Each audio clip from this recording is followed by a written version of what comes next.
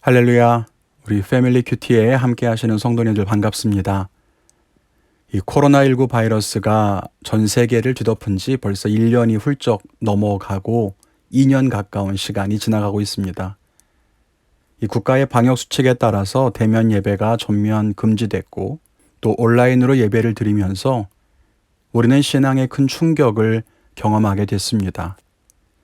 이전까지 당연하게 여겼던 성전 예배가 멈추었고 스마트폰이나 TV로 영상을 보며 예배하는 그런 희한한 시대가 되었습니다.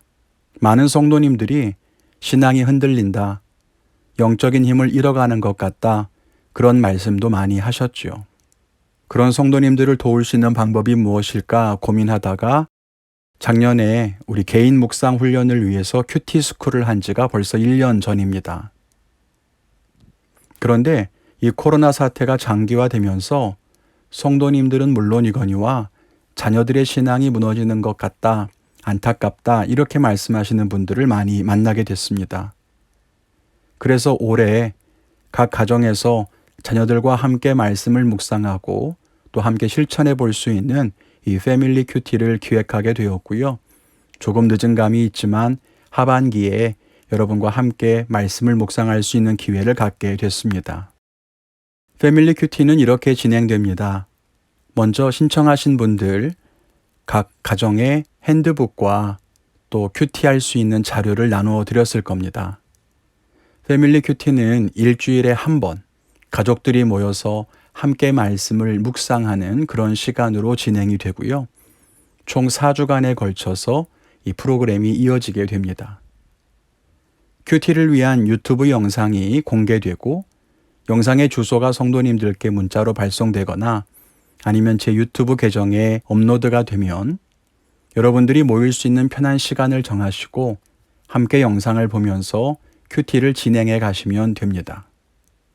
혹시 자녀들에게 말씀을 조금 더 수월하게 전달하고 또 가르치고 싶은 성도님들께서는 영상을 미리 혼자 보시면서 개인 묵상을 먼저 해보시는 것도 좋은 방법일 것 같습니다. 유튜브 영상을 시청하시면요, 함께 큐티를 진행할 수 있도록 제가 기도하고 함께 본문 말씀을 읽고 또 말씀을 묵상할 수 있고 핸드북에 있는 질문들을 통해서 각 자녀들과 가족들이 어떻게 생각하는지를 나눌 수 있는 시간을 마련했습니다. 그리고 모든 묵상이 끝나고 나면 자녀들과 함께 할 수 있는 간단한 체험 활동도 담아 놓았는데요. 어떻게 체험 활동을 진행하는지 영상 속에 우리 교육국 전도사님들께서 안내 영상도 첨부해 드릴 겁니다. 성경을 읽고 영상을 보면서 묵상을 하고 또 체험 활동을 마치신 다음에는 오늘의 말씀을 통해 깨달은 것들을 가족들끼리 서로 나누시고 한 주간 동안 어떻게 살아가야 할지 자기 나름대로 결단하고 실제로 한 주간 동안 살아보시면 됩니다. 이 묵상에 대한 결단은 구체적이고 실천 가능한 것일수록 더욱 좋겠지요. 혹시 자녀들이 실천에 어려움을 겪는다면 부모님께서 도와주시거나 아니면 좋은 예를 들어서 자녀들에게 결단사항을 이렇게 권면해 주시는 것도 도움이 될 것 같습니다. 유튜브 영상에서도 또 여러 가지 실천 사항들을 제안해 드리도록 하겠습니다. 그러니까 패밀리 큐티의 진행은 영상과 함께 진행을 하시면 되고요. 영상을 통해서 말씀을 묵상하고 또 말씀을 통해 깨달은 것들을 나누고 또 어떻게 한 주간 그 말씀을 토대로 살아가야 할지 결단을 하고 그 결단을 가족들과 나누고 또 어린 자녀들과 함께 체험 활동을 하시면 되겠습니다. 원래 패밀리 큐티를 처음 시작할 때 기획 단계에서는 예전에 큐티 스쿨을 했던 것처럼 단톡방에 모여서 어떻게 우리가 큐티를 진행하는지 서로 나누고 권면하고 격려하고 하려고 했는데요.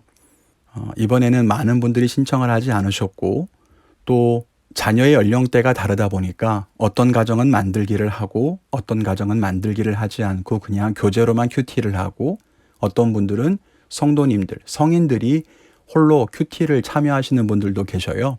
그래서 단톡방을 만들지 않고 개별적으로 묵상을 진행하는 것으로 그렇게 계획을 수정했습니다.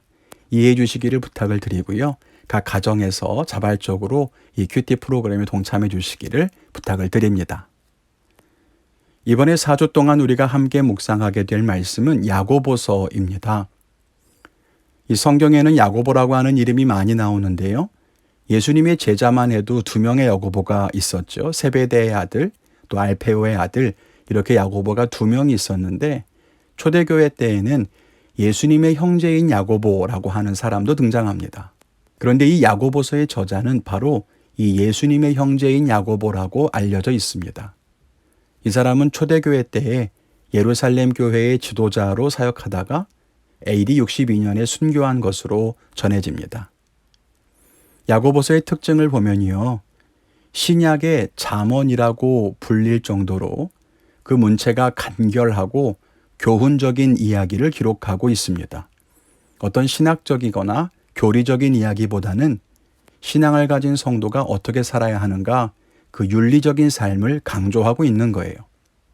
그러다 보니까 믿음이라거나 신앙에 대한 이야기가 없어서 종교개혁을 일으켰던 마틴 루터는 야고보서를 가리켜 지푸라기 서신이라고 그렇게 같이 절하하기도 했었습니다. 특별히 야고보서의 내용을 자세히 보면 예수님께서 설교하셨던 산상수훈과 평행을 이루는 것을 볼 수 있습니다. 즉 야고보서의 각 구절이 예수님의 가르침인 산상수훈과 직접 혹은 간접적으로 연결이 되는 거예요. 그렇기 때문에 신학적이고 교리적인 가르침이 아니다 이렇게만 볼 필요는 없을 것 같습니다. 왜냐하면 예수님이 직접 전해주신 설교 말씀과 아주 유사하기 때문입니다. 이 야고보서는 서신서이긴 한데요. 누구에게 보내는 편지인지는 구체적으로 기록되어 있지 않습니다. 참 특이한 거죠. 그리고 다른 서신서에는 서신 마지막에 축도가 등장하는 것이 일반적인데 야고보서에는 축도가 나오지 않습니다. 또 행함에 대해서 많이 강조하고 있기 때문에 야고보서에서는 명령문이 많이 나오는데요. 2절에 1번 정도씩 명령문이 등장하고 있습니다. 앞서 말씀드린 것처럼 야고보서는 신학적인 이야기나 교리를 가르치는 것이 아니라 실제적인 적용을 강조합니다. 즉 무엇을 믿느냐, 무엇을 아느냐 하는 것보다 믿고 아는 대로 실천해야 한다는 것을 강조하죠. 그래서 이번에 패밀리 큐티에서 일부러 야고보서 말씀을 가지고 큐티를 하도록 제안을 드립니다. 어려운 신학적인 이야기보다 우리가 삶 속에서 어떻게 살아야 할까 자녀들과 함께 고민을 하시는 것이 보다 적용하기가 쉬울 것 같아서 야고보서를 선택하게 됐습니다. 또 야고보서는요, 믿음보다는 행함을 강조합니다. 우리가 믿음으로 구원받는다는 것은 누구도 부인할 수 없죠. 야고보서가 이것을 부정하는 것은 아닙니다. 다만 믿음으로 구원받는다라고 하면서 삶이 변화되지 않는 사람들, 자기 마음대로 죄를 짓고 살아가는 사람들을 향해 믿음을 가진 사람의 삶이 어떻게 그럴 수 있느냐 야고보서는 가르치고 있습니다. 그러다 보니까 야고보는 이 바울의 신학과 서로 반대인 것처럼 보이기도 합니다. 바울 서신은 율법주의자들에게 관심을 둡니다. 율법으로 의로워지고 하나님 말씀을 완전하게 순종함으로써 구원받는다. 이렇게 생각하는 것이 율법주의자인데요. 그것은 복음이 아니죠. 그래서 바울은 율법으로 구원받는 것이 아니다. 믿음으로 의롭게 되는 은혜를 강조합니다.